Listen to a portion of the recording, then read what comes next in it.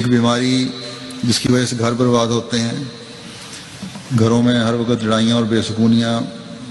سکونی کی کیفیت رہتی ہے، وہ ہے لڑکوں کا توفیق ہوتے ہوئے بھی اور کسی جائز وجہ کے باوجود بھی شادی کے بعد بھی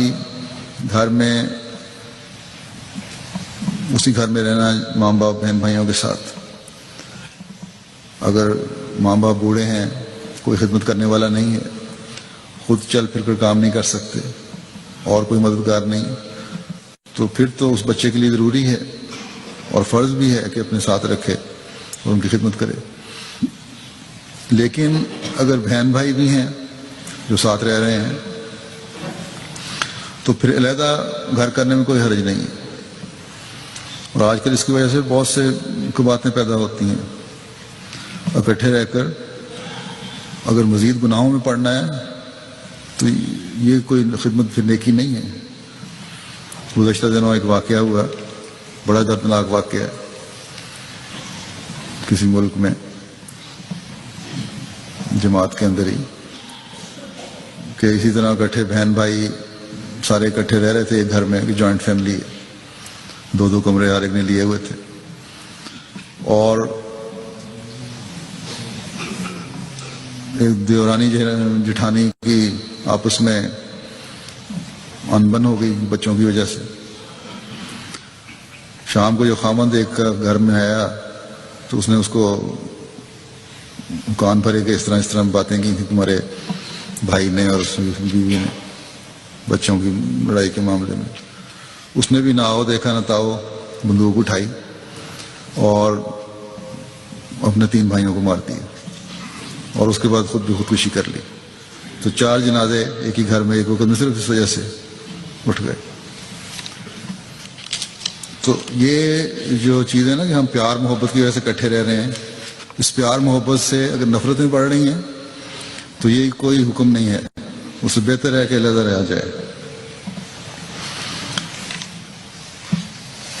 تو جذباتی فیصلوں کے بجائے ہمیشہ عقل سے فیصلے کرنے چاہیے ہر بارے میں۔ اس آیت کی تشریح کہ لیسا علی الاعمی حرج ولا علی الأعرج حرج ولا علی المریض حرج ولا علی انفسکم ان تاکلوا من بیوتکم وبیوت آبائکم وبیوت امہاتکم وبیوت اخوانکم، کہ اندھے پر کوئی حرج نہیں، لولے لنگڑے پر نہیں حرج، مریض پر حرج نہیں تم لوگوں پر کہ تم اپنے گھروں سے یا اپنے باپ دادا کے گھروں سے کھانا کھاؤ، یا اپنی ماؤں کے گھروں سے، یا اپنے بھائیوں کے گھروں سے، یا اپنی بہنوں کے گھروں سے۔ تو ان تاکلوا من بیوتکم و بیوت آبائکم و بیوت امہاتکم، کہ اپنے گھروں سے یا اپنے ماں باپ کے گھروں سے کھانا کھاؤ۔ خلیفۃ المسیح اول فرماتے ہیں اس بارے میں کہ ہندوستان میں لوگ اکثر اپنے گھروں میں خصوصاً ساس بہو کی لڑائی کی شکایت کرتے رہتے ہیں۔ قرآن مجید پہ اگر عمل کریں تو ایسا نہ ہو۔ فرماتے ہیں دیکھو اس میں ارشاد ہے، یہ جو کھانا کھانے والی آیت ہے، اس میں ارشاد ہے کہ گھر الگ الگ ہوں، ماں کا گھر الگ اور شادی شدہ لڑکے کا گھر الگ، تبھی تو ایک دوسرے گھروں میں جاؤ گے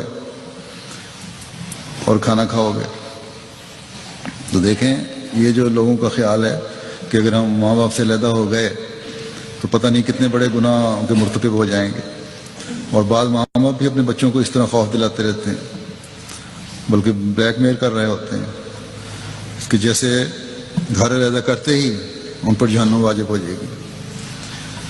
تو یہ انتہائی غلط رویہ ہے۔ میں نے کئی دفعہ بعض بچیوں سے پوچھا ہے، ساس سسر کے سامنے تو یہی کہتی ہیں کہ ہم اپنی مرضی سے رہ رہے ہیں، بلکہ ان کے بچے بھی یہی کہتے ہیں، لیکن علیحدگی میں پوچھو تو دونوں کا یہ ہوتا ہے کہ مجبوریوں کی وجہ سے رہ رہے ہیں، اور نتیجہ یہ ہوتا ہے آخر پر کہ بعض دفعہ بہو ساس پر ظلم کر رہی ہوتی ہے اور بعض دفعہ ساس بہو پر ظلم کر رہی ہوتی ہے۔ حضرت مسیح موعود علیہ السلام تو محبتیں پھیلانے آئے تھے، بس احمدی ہو کر ان محبتوں کو فروغ دیں اور اس کے لیے کوشش کریں، نہ کہ نفرتیں پھیلیں۔ اکثر تو بڑی محبت سے رہتے ہیں گھر والے، لیکن جو نہیں رہ سکتے وہ جذباتی فیصلے نہ کریں، بلکہ اگر توفیق ہے اور سہولتیں بھی ہیں تو پھر بہتر یہی ہوتا ہے، کوئی مجبوری نہیں ہے تو علیحدہ رہیں۔